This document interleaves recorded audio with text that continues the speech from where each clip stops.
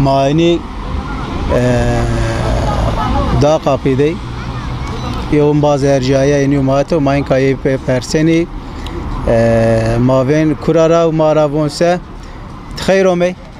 خیر میو. öncelikle selamun aleyküm. Nomem Akanu Apirod Adizle Kelekçi köy döveye roşana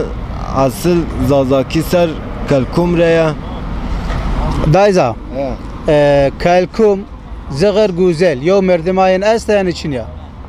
اینکه هواک یمونی ای زغر ای کلکوم ای گوزل ونیو براته این است ونیره چر برای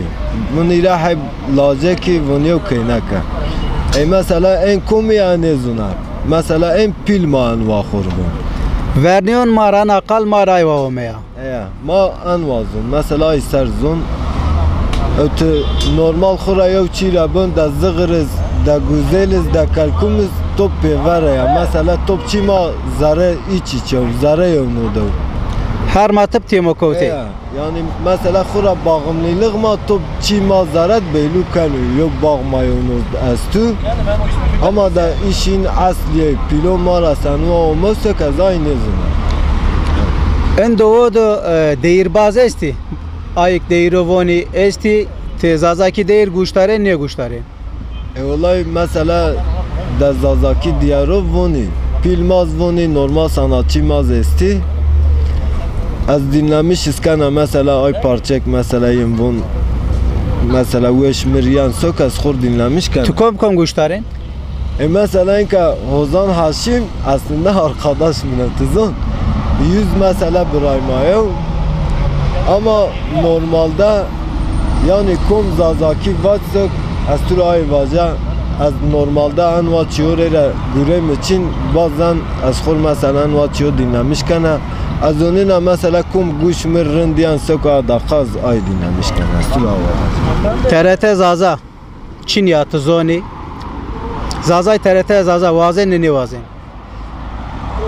Zazay TRT tabii ki avazana mesela inka zazaki eğer bir şey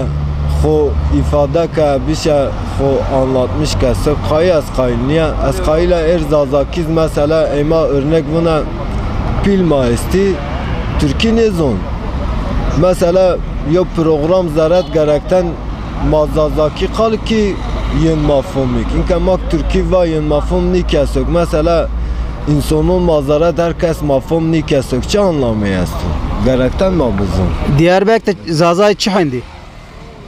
Diyarbakır zaza mesela astür senu avaca ortalama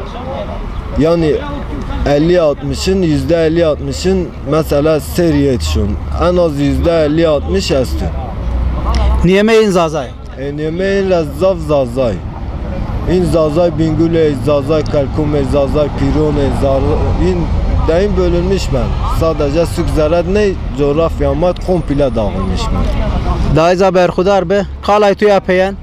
kalamı yapayan az mesela ötara top insanlar selam alay rayken ha